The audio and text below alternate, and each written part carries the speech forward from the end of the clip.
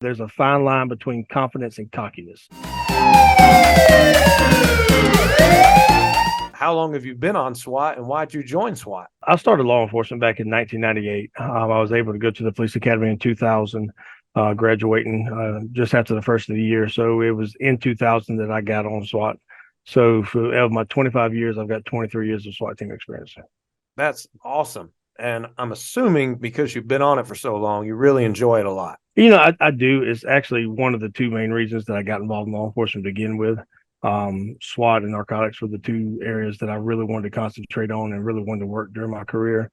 And I've had the luxury to be able to do both. So it's a dream come true. Awesome. We're not going to mention where you work for obvious reasons. Do y'all have a full-time SWAT, or is it just everyone's in different assignments and then they come together for a SWAT operation? So we're a collateral team.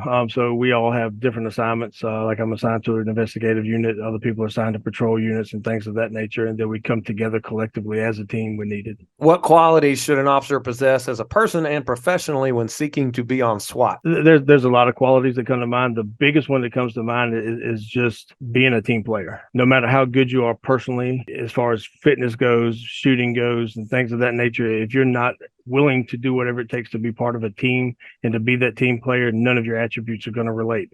So being able to push yourself to become better and then be part of a team is probably the biggest thing that we're seeing, especially with the new operators coming on. So much stuff is about me these days. They forget that being a part of a team is just that. It's being part of a team. You're one person in the cog. Man, yeah, you said it right. Well, when it comes down to it and rubber meets the road, someone applies. What are the requirements in order to get on SWAT? So different teams have different requirements, just depending on their areas of operations. Some of the teams that are around the coastal areas obviously have a big fitness requirement and coupled with swimming requirements because they work coastal areas. Other teams have, different requirements. But the main things that we're looking for is someone who is physically fit, someone who is willing to push themselves every day to become better, someone who has a high proficiency with their firearms, and then has the ability to troubleshoot and think. The days of SWAT being a team where you got a bunch of big knuckle draggers is kind of over with. Nowadays we're really looking for shooters who can think and thinkers that can shoot. And what I mean by that is we're really looking for guys who are well-rounded and they can think outside the box. So much of our time is spent training for the worst case scenario, that everybody thinks that that's all we do is shoot and break down doors, where that's very, very small part of what we do. Problem solving and thinking outside the box and solution gathering and information sharing is a large part of what we do as well. Can you get a little bit more specific, maybe on times or amount of push-ups, any kind of specifics? Someone like at your agency, what do they have to do? So, we're looking at a standard Cooper test type test that we're looking at our agency. It's 8.5 minute mile, coupled with 30 push-ups, 30 sit-ups within a minute. And then you have a sprint that's involved with that. When the sprint, you also have a shooting that's directly related. So we have a 300-meter sprint. Within 5 minutes of that sprint, you have to be on the line ready to start your qualification. So what we're looking for, people who have the ability to push themselves, but also know when to kind of keep some of that in reserve. So what I mean by that is, you can be the fastest person on the team. If you can't immediately go up there and do a divided skill test like shooting or something like that, then you're really no good. Even though you're in really good physical condition, being in great shape is only part of it, especially when it comes to pulling the trigger. Yeah, good point. Let's call it out even more. What's the wrong mentality for having to join SWAT in addition to that? Anything else stand out? Like, just no, stay away. You're better off not being on the team if you think this way about it. Anything like that?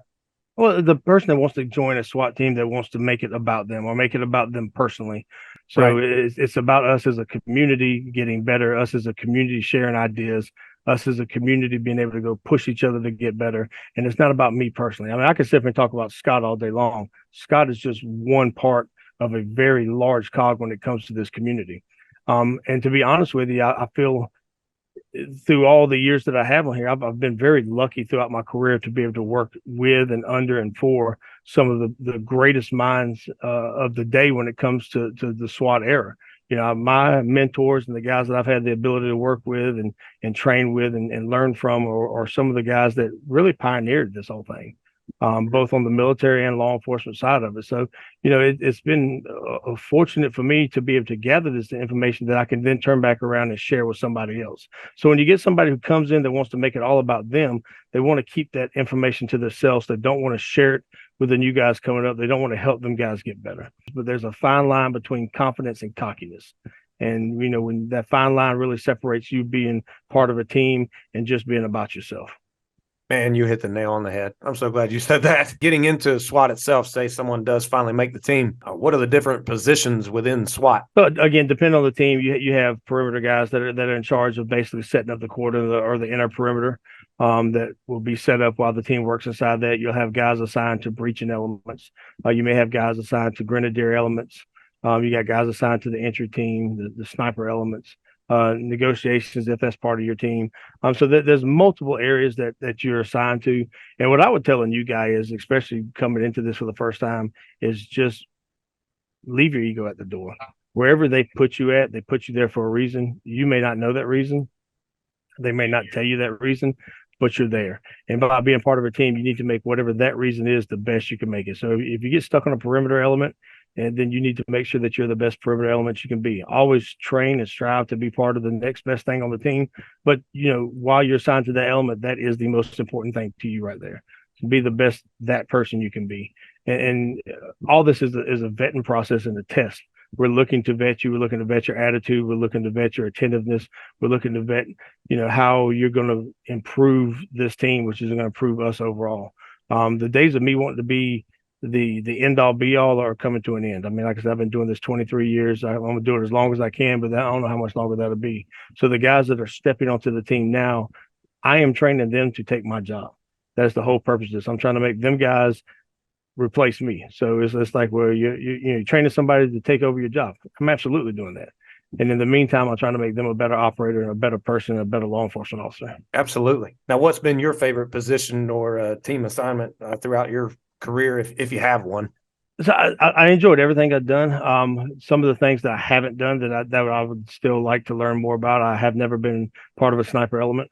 Don't see myself ever laying behind a rifle and being a sniper, but as a team leader, I had to learn parts of that so I could better deploy my guys and get them in position and learn how to let them do their job. So by learning that, over the years, I really want to get more experience behind a rifle, not to take a rifle over, but just to better serve my guys.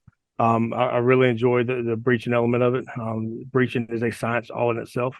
Everybody thinks that some big knuckle dragger can just take something heavy and hit a door and the team go in, and it's not like that anymore. There's a science behind how to get into places and how to get into places effectively without causing too much harm to people on the other side.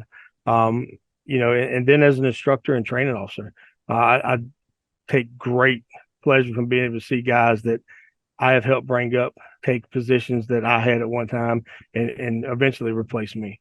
So by just being able to share the knowledge or pass on the knowledge of the people that are, way smarter than me to them guys and see them be able to pass it on to somebody else is, a point of pride for me. Well, in addition to weapons, which sometimes people that are not on SWAT or too familiar with it, they see obviously the rifles and stuff like that. Because, it might come down to that because of the actions of someone that poses a harm to the SWAT officers or someone else in the public.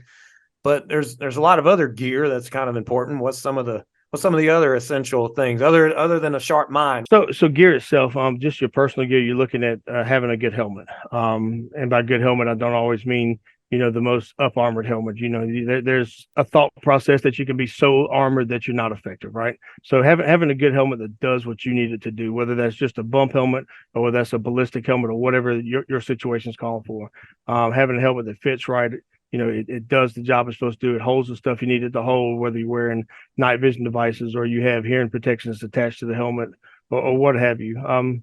Having good eye and ear pro, go into a set of hearing protection that you can not only use your radio system, but also protect your hearing from is vital. Eye pro, something that a lot of people take for granted, is a big thing because no matter how, bad you are, if you can't see, you can't operate. So by having good eye pro on this, we're really going to protect your eyes.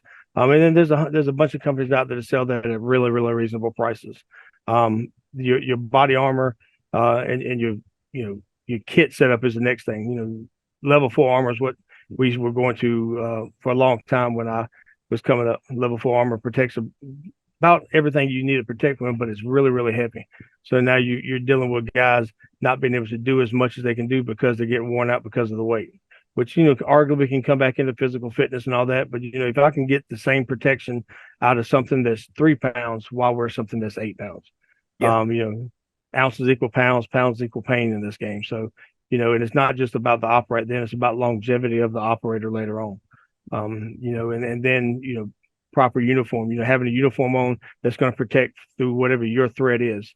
So, a good, combat uniform of some type to protect you against, OC and CS and all the things you're doing there, slips, trips, and falls. A good belt setup, having a belt setup that's right for you. There's a lot of good setups out there. It depends on what you want to run, and you can spend as much or as little money on this as you want to. Having that belt set up proper for your job.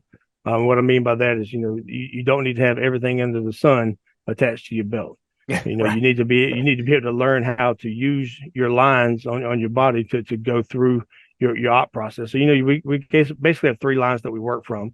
Our first line of stuff is going to be that around our belt. That's the stuff I need to get to in an emergency reloads, dump pouches if I need to put stuff in it, tourniquets, med kits, things of that nature. And then I go to my second line. My second line is going to be on my body armor, things that I will need to get to quickly, but it's not an emergency type situation. And then my third line is always on my back, and that's for somebody else to use, flashbangs, things of that nature. So just by being able to understand how to properly set up your gear.